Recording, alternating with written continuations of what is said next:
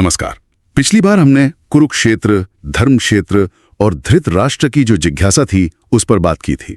जी हाँ, कि संजय बताएं वहां क्या हो रहा है। बिल्कुल। तो आज हम कहानी को ठीक वहीं से आगे बढ़ाते हैं। संजय अब बोलना शुरू कर रहे हैं। हाँ, और आज हम गीता के अध्याय 1 श्लोक 2 पर गहराई से बात करेंगे। जी, ये श्लोक है, संजय उवाचा दृष्ट्वा तु पांडवानीकम व्यूढ़ुम दुर्योधनस्तदा आचार्यमुपसंगम्य राजा वचनम अब्रवीत। 2। संजय कहते हैं, उस समय राजा दुर्योधन ने व्यूह रचना में खड़ी पांडवों की सेना को देखा और फिर वो आचार्य द्रोण के पास जाकर कुछ बोले। तो पहली चीज, दुर्योधन का पांडव सेना को देखना, पर सिर्फ देखना नहीं। श्लोक कहता है दृष्ट्वा तु पांडवानिकम व्यूढ़म। व्यूढ़म मतलब एक व्यवस्थित, एक स्ट्रेटेजिक फॉर्मेशन में खड़ी सेना। ये कोई बिखरी हुई भीड़ नहीं थी। हाँ, ये व्यूढ़म शब्द ही अपने आप में बहुत कुछ कह रहा है ना। ये पांडवों की तैयारी दिखाता है। बिल्कुल, उनकी कुशलता, उनकी रणनीति, शायद उनका आत्मविश्वास भी। अब सोचिए, इसे देखकर राजा दुर्योधन, एक अनुभवी योद्धा, उसके मन पर क्या असर हुआ होगा। जरूर कुछ तो हुआ होगा।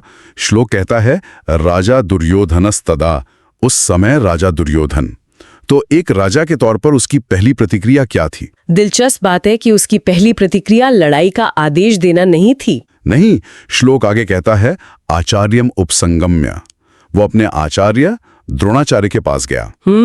ये थोड़ा मतलब सोचने वाली बात है। युद्ध शुरू होने वाला है, सेनाएं आमने सामने है और सेना का प्रमुख राजा अपने गुरु के पास जा रहा है। हाँ, अपने सेनापति या दूसरे योद्धाओं के पास नहीं, सीधे गुरु के पास। इसके क्या मायने हो सकते हैं? क्या ये सिर्फ सम्मान था? हो सकता है सम्मान हो, गुरु शिष्य परंपरा का महत्व तो है ही, लेकिन ये भी तो हो सकता है कि इतनी सुसज्जित सेना, व्यूढ़म पांडवानीकम, देखकर उसे थोड़ी चिंता हुई हो या शायद सलाह की जरूरत महसूस हुई।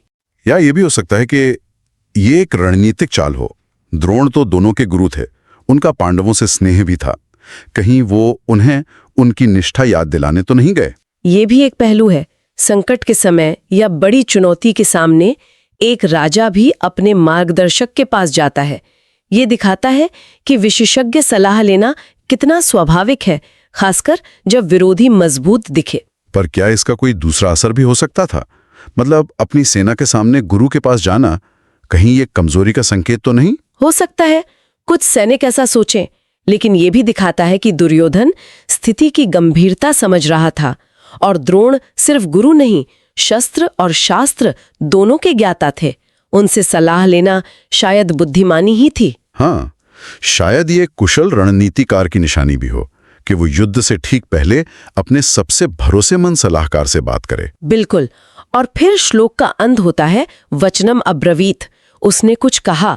ये अगले श्लोक के लिए मंच तैयार करता है, जहां दुर्योधन बोलना शुरू करेंगे। तो ये दूसरा श्लोक हमें एक क्लन दिखाता है।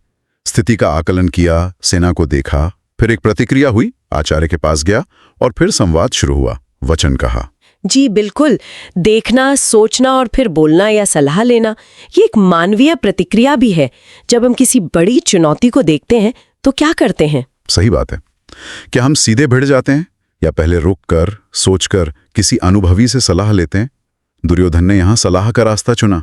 तो संक्षेप में कहें तो ये श्लोक सिर्फ एक घटना नहीं बता रहा, ये युद्ध के मैदान पर एक राजा की पहली साइकोलॉजिकल प्रतिक्रिया दिखा रहा है। हाँ, उसकी रणनीति की पहली झलक और शायद मानवीय स्वभाव की भी एक परत कि एक मजबूत विरोधी को देखकर मार्गदर्शन की जरूरत महसूस होती है।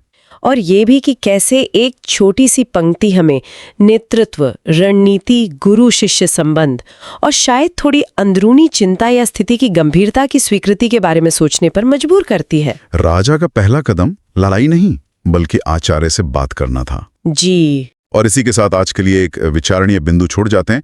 जब जीवन में कोई चुनौती एक व्यूह की तरह सजी हुई मजबूत दिखती है तो हमारी पहली प्रतिक्रिया क्या होती है? क्या हम दुर्योधन की तरह पहले रुककर किसी आचार्य, किसी अनुभवी मार्गदर्शक या अपनी अंतरात्मा की आवाज की ओर मुड़ते हैं, उपसंगम्य, या तुरंत प्रतिक्रिया करते हैं? और ये पहली प्रतिक्रिया हमारे आगे के रास्ते को, हमारी सफलता या संघर्ष को कैसे प्रभावित कर सकती है, इस पर जरूर सोचिएगा।